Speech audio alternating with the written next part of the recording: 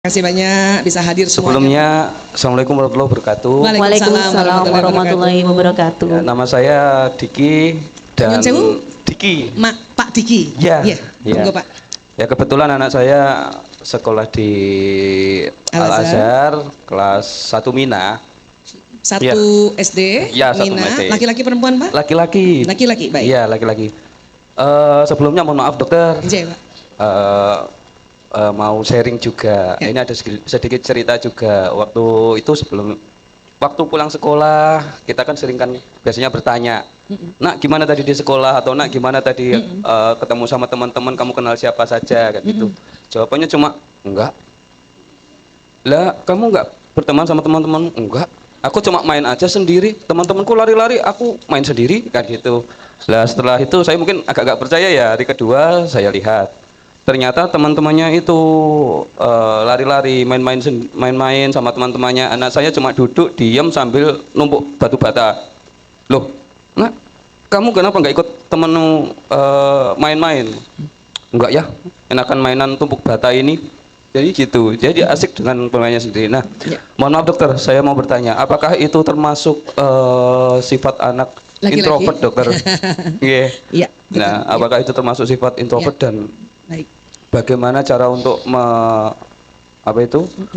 menghadapi anak-anak yang introvert? Apakah itu nanti seperti apa? Takutnya kita nanti kan malah memperburuk keadaan kalau kita salah untuk menanganinya. Masya Allah. Baik Pak Diki, sebentar ya.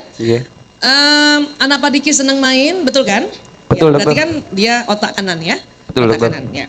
Tetapi anak Pak Diki lebih senang main sendiri. Iya dokter, nyaman dengan itu yang disebut watak introvert. Watak introvert punya ciri khas, kalau bisa main sendiri maka dia akan main sendiri. Kalau bisa, misalnya, ya.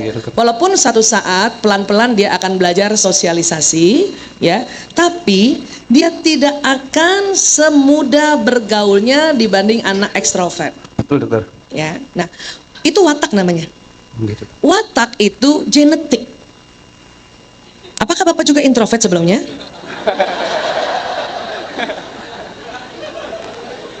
Mungkin dokter. Kalau saya lihat wajahnya, ya Pak Diki, Bapak juga tipe yang seperti itu dulunya. Tapi Bapak rasakan sekarang sudah bisa berinteraksi, gitu kan? Ya sudah bisa banyak berteman. Walaupun tipe introvert, temannya tidak banyak, tapi kental. Betul dokter. Bapak juga gitu? Betul dokter. Nah, ya udah anak Bapak itu.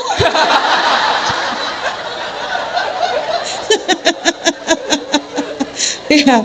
Nah, pertama, tipe introvert itu dia punya dua hasrat. Hasrat sempurna dan damai. Ciri khasnya pemikir dan pengamat. Ya. Nah, tipe introvert yang pemikir, orangnya sangat detil. Makanya dia sengaja atau menyenangi sendiri karena otaknya selalu berpikir. Ini batu bata ini dari apa ya? Kenapa dia bisa dibangun begini ya? Kenapa? Jadi dia bertanya kenapa, dan bagaimana. Itu ciri khas introvert. Ya. Tidak apa-apa kan? Tidak apa-apa. Jangan dipaksa. Dan tidak usah dilabel bahwa anak ini autis. Karena banyak sekali orang tua belum apa-apa melabelnya autis kayaknya ya. Bukan. Ini introvert. Ya, introvert. Dan dia tipe yang di belakang layar. Makanya tipe anak introvert itu tidak bisa, ibu misalnya ada teman baru, ibu langsung suruh salaman.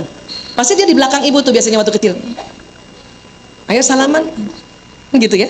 Nah, itu introvert. Karena memang dia ciri khasnya di belakang layar. Apa kemampuannya? Kemampuannya dia mengerjakan hal-hal yang monoton itu kuat. Dan di belakang layar. Ya. Dia kalau mau ketemu orang itu senang satu-satu saja. Nggak langsung banyak. Itu dia begitu, ya. Nanti kehebatan dia bisa jadi konseptor, jago strategi, jago IT. Betul ya? Bapak juga begitu bukan? Ya dokter. Jadi kalau Bapak tanya sama saya bagaimana menghadapinya, coba Bapak ingat dulu bagaimana Bapak. Oke Pak, ya? Matur suwun dokter atas jawabannya dokter. Bapak Diki. Masya Allah, terima kasih Pak Diki. Terima kasih sebelumnya. Wassalamualaikum warahmatullahi wabarakatuh. Waalaikumsalam warahmatullahi wabarakatuh. Berarti itu adalah refleksi diri, ya Bapak. Baik.